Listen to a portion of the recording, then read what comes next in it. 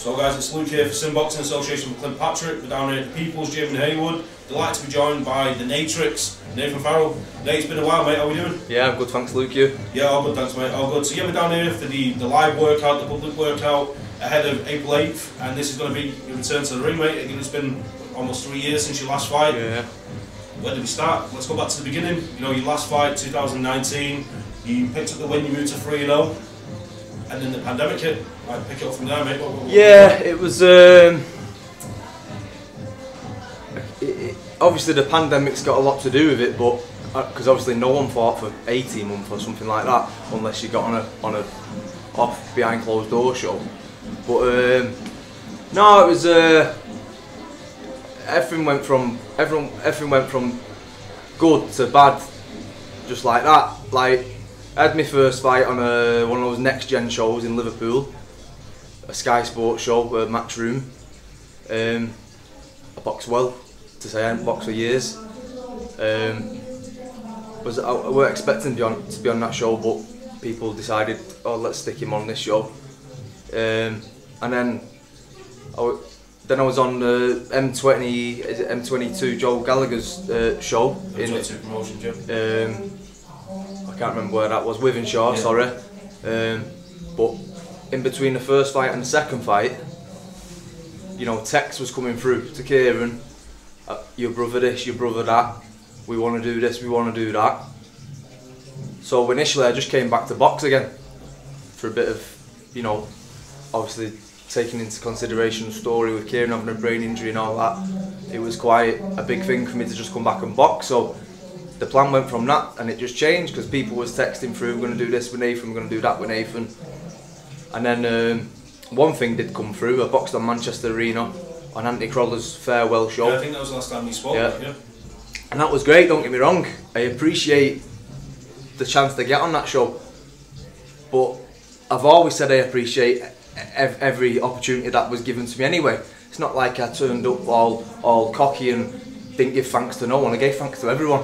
Couldn't give enough thanks to all involved. And then again, I boxed a guy who boxes at middleweight usually, albeit he's a journeyman, he's on the road. I think he had about 15 wins, 20 odd losses, something like that. It weren't too bad, but as soon as I weighed 10 stone, he weighed 10 stone 9, but he was boiling himself down. He was in the sauna all morning, so he was pretty much 11 stone.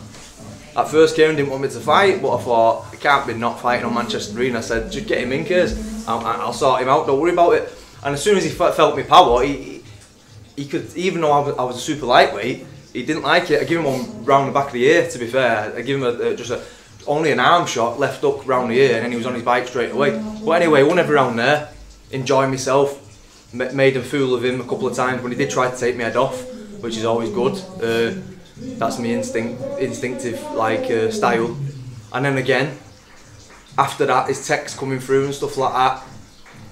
This person and that person wanted to sign me, so we're thinking, right, no worries, Lee, let's get that underway, and then we're flying. Anyway, this is with the pandemic getting closer and closer now, and then once that hit, you know, it just went from text coming through left, right and centre to nothing. Kieran did go and do a bit of digging. Well, we don't like chasing people or begging or anything like that, but Kieran sent a few texts through saying, well, you've gone from saying you want to sign Nathan to where's it gone kind of thing. And then there was another Manchester Arena show, I think, it might have been just before the pandemic. I didn't get on it, and I thought, oh, alright, sound, like, it would have been nice to get on that. And then I think that was it might have been Scott Quigg, Carroll, I'm not too sure. It might have been that. Yeah, it would have been, that was the last big show before the pandemic. Yeah, right, well, it was that. It was that. I didn't get the shout for that. My name was in the hat. My name didn't come out. Yeah. How you couldn't get a 4-rounder on that show when I sell tickets, enough tickets, is beyond me. But anyway, someone decided didn't like my face. But anyway, now that was a massive disappointment. Even though I didn't come back to be a superstar, came back just to box, it was still disappointing when someone gets your hopes up and then just deflates you. With me, I'm not saying I'm riddled with depression or anything like that, but I've been up and down in my life. So for someone to lift me up and then just drop me down like that, it was a massive deflation. But then obviously I'm asking Kieran questions. He's not got the answers, because to be fair to him, he's not got the answers, simple as that. But then me and Kieran get heated. Next thing you know, I'm staying away from the gym. Pandemics happened. There was talk of a fight on the back garden show, on a Matchroom show. 20 grand was getting mentioned, 15 grand, 20 grand. I thought, well, I'm having this fight. Doesn't matter who it is against, I'm having this fight, because everyone else is out of work. I'll stay in the gym. I was training hard as anything. And then the offer came through, something like 2 grand to fight their best prospect. And I was still like, well, I'll just fight him, like, because of the opportunity. But I got advised not to take it, because the money weren't there, which is fair enough, because you can get hurt, like as we all know. Fighters get hurt left, right and centre, unfortunately. And then from that was another massive disappointment. I was just out the gym. I was out the gym. I could say I didn't do an ounce of exercise for 6 months straight. So you say that you was completely done with boxing at that point? I did, yeah. I threw a few statuses out there, a few posts. That was out of reacting more than anything. But at the time, like I say, Luke, as you know, when I'm doing something, I'm doing it, and then when I'm not, I have no interest in it at all. That's just my mindset. So once it's weird how it naturally turned into that. Right, I'm never fighting again. I'm not doing this, not doing that. It's not worth it. I'll just go to work, chill out, whatever. And then it became that. But then with the pandemic and all that, whether I wanted to come back or not, I had no choice not to. And then before you know it, once people did start fighting again, I'm nearly 15 stone. My last fight was 10 stone. I'm nearly 15 stone. So I can throw the food down when I want to, like. But yeah, I reckon I was about 15 stone. I didn't go any near the scales, but I did about, when I came back, I did about 2.5 months training. Dieting was okay, and then I thought, right, I'll jump on the scales and I'll see what I am. I opened in the 70s, and I was 84 kilo, and I thought, wow, how heavy must I have been, because I definitely lost weight. And then I said to Kears, when this show came about, right, I'll fight on this show. And ever since, I've just been trying to lose weight, basically. But what it is, Luke, like, some people need, don't get me wrong, everyone needs to train hard, but some people need game plan pads, this and that, for them to go and perform. I'm more of a natural, instinctive fighter. You can't teach what I do. Yeah. If you could pull me off the street after a year out, throw me in a fight, and I'd still start doing all that. Yeah, well, we seen that, didn't we? You know, when the very first time I spoke to you was right before you made that pro debut on the Matchroom card in Liverpool. Yeah. And you know, there was the injuries and everything that you'd overcome, the weight loss.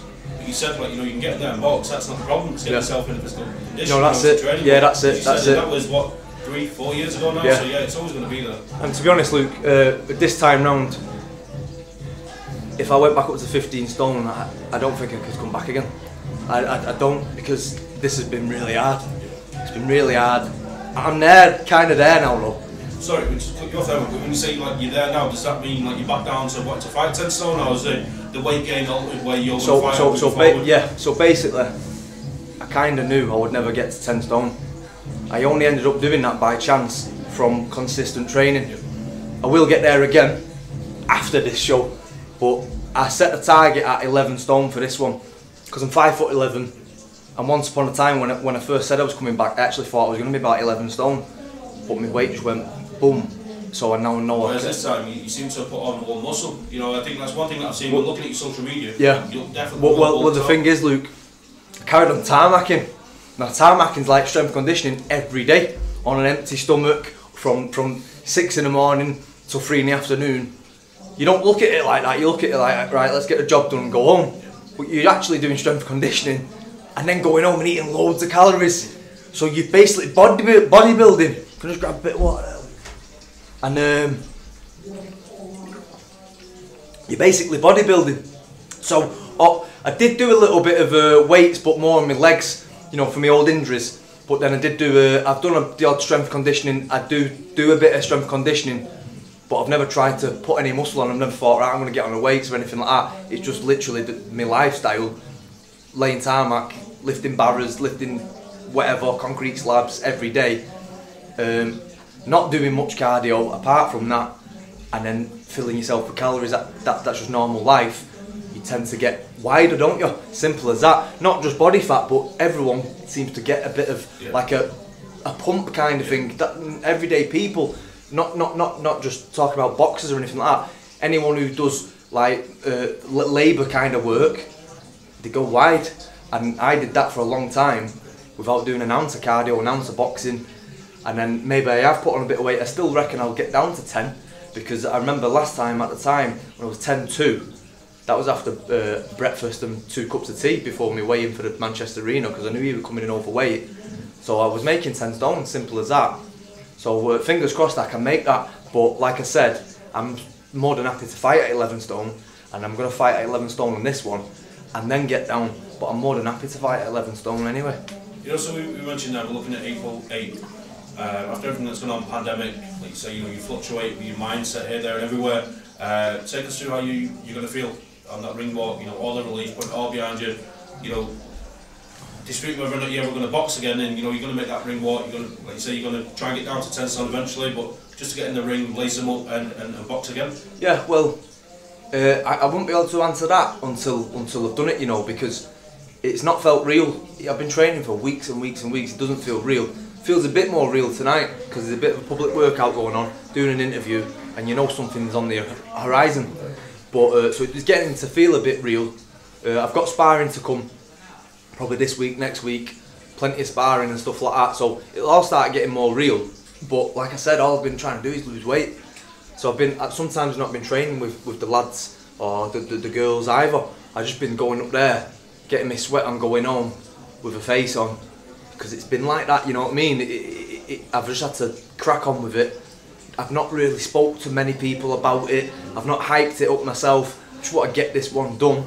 I will win. I'm confident I'll win because I have the ability to, even if I'm not at my best, I'll be able to negotiate myself, navigate around the ring and get me win whatever happens. But, you know, with a bit of adrenaline and stuff like that, I probably expect I will probably perform. I feel like I tend to, some people freeze, and there's nothing you can do about that, they just naturally freeze. I'm one of those who naturally, when there's a bit of an adrenaline, although I'm getting pumped, my body's getting more relaxed, and that's where all that comes from. I can't explain it, it probably will happen again. Maybe, like, depending on who my opponent is, they might be negative, and I might have to get my hands up, walk them down the ring like I did in some of my fights. Maybe that'll be the case, but whatever does come back, I will probably slip it and try and counter. Hopefully something does come back so I can set up a counter or two. That was the biggest frustration out of those 3 fights. As soon as you land a good shot and they feel a bit of power. I have actually spoke to a couple of my opponents in 2019, and they said you had power in your left hand and power in your right. If you look at my record, 3-0 with 0 knockouts, you wouldn't think, oh, he's a punch shot. But everyone who've ever sparred said, what weight are you? And I say super light, and they go, whoa, this is like light heavyweights and stuff like that. And they say that's a big punch for that weight. So I do know I've got a bit of power as well, but I'll never be able to show that unless I get rough inside. Yeah, well, we was talking to Sean Yaxley, who's on the bill as well. I was talking to him earlier, and he's 9-0, and he got his first stoppage last time out. But if you used to watch him in person, he's got a punch. He's ever-handed, and I think that's more of a testament to the toughness and the know-how and the experience of the Roman that are in there, because they're fighting every week, you know. And I think it's more of a testament to how tough they are and how game they are, as opposed to the lack of power from your likes, yourself or Sean Yaxley and fighters like that. I think what it is as well.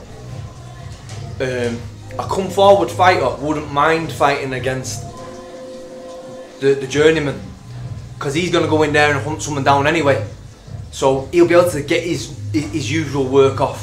Whereas a boxer who likes to box likes to stand right in front of someone and stand there. Boxing them, you've got to do it, but you can't show anything what you're about, so you can't get, I'm not saying you can't get the knockouts, because people do get knocked out, but when they've got their hands up around protecting the chin and they're moving the feet while they're doing that, you're chasing them, trying to throw a punch, and they're moving while if you have to try and cut them off and maybe If they're moving that way, step across, right up, left hand, or moving that way, step across, left hand, and try and get them that way. But even then, you're not really balanced or steady on your feet to land the good shot. It's body shots against the journeyman. If you can accumulate body shots, then you can get them. But 4 rounds, 6 rounds, they're good. They're really good. So I think, you know, this has probably been the question that I've been most interested to ask, and it's built up since we've been chatting on camera. All eyes are on April 8th. What next for Naytrix? Nathan Farrell, what's the plan? What's the goal? Well, I don't know this, don't quote me on this, but I think Kieran's got another show a couple of months after. So it'll just be a case of getting on that then. I will stay in the gym. And let's just take it fight by fight. My weight will come down more, and hopefully the fight after this, I will be 10 stone, because to be fair, I'm at a point now where, in terms of physical problems, they was at the start of training, kind of overcoming them now, and I'm training really good. I'm getting some really good sweats on, and fitness wise, everything is getting there now. So yeah, and to be honest with you, again, when I first ever came back to turn pro and start boxing again, the bar wasn't set up here. Not in my mind, it was just to box. Then all that happened, and now I'm starting again, kind of thing, and I just want to box. I want to box on Kieran's show. Never done that before, which is that was why I came back. Wanted to fight on my brother's show. I never actually realised that. I never fought on one of his shows, so I'll be fighting on Kieran's show. It's a pride thing. I'm proud of that. I can, you know, it means more to me to fight on Kieran's show, and then maybe 6 round, 8 round fight for the smallest title, and then the next one away from all that. I don't crave TV. I don't crave all that. It was when it was offered to me, I said, yeah, I'll have it. But then when it's taken away, I thought, right, no worries. Don't worry about that. I don't want to know you. If you don't want to know me, I don't want to know you. I don't care who you are or what you can do for me. If you don't like me, I don't like you. Simple as that. I'll crack on doing what I'm doing and make myself proud. Keep my head balanced, because boxing helps you keep your head balanced. And just enjoy life that way. Because when I get down, Luke, you know, I get really down. I get really down. So I don't need people coming in from left, right, and centre saying, I'm going to do this for you, I'm going to do that for you. Just stay away. Don't get me wrong. I have picked up a couple of sponsors recently, more local sponsors. This is what I love about it. Mike Turner from Golfer Raw sells the best dog meat and stuff like that for everyone's bullies and stuff like that. He's helped me out with my kit, and my dad's local, the Dressers Arms, great people. These people, they're not mega rich people. They come up like the rest of us, but they're willing to help me out. That means more to me than some rich guy coming down and saying, hey, I'm God, I'm gonna do this and that. Stay away from me, you know, kind of thing. I'll do what I'm doing. I'm gonna stay in my lane. I'm gonna make myself happy. Make whoever there is to be proud of me proud. With my little sponsors from working class people, that means more to me than any other would ever mean, and we're just going to do that, and that's all. That I can't see any further than that, Luke. Can't see any further than that. Well, Nathan, it's been great to catch up with you, man. It's been a long time coming. I'm excited to see the Naytrix 2.0. Yeah, let's go get it in 2022, man. It's been good to chat to you. Cheers, Luke. Thank you very much.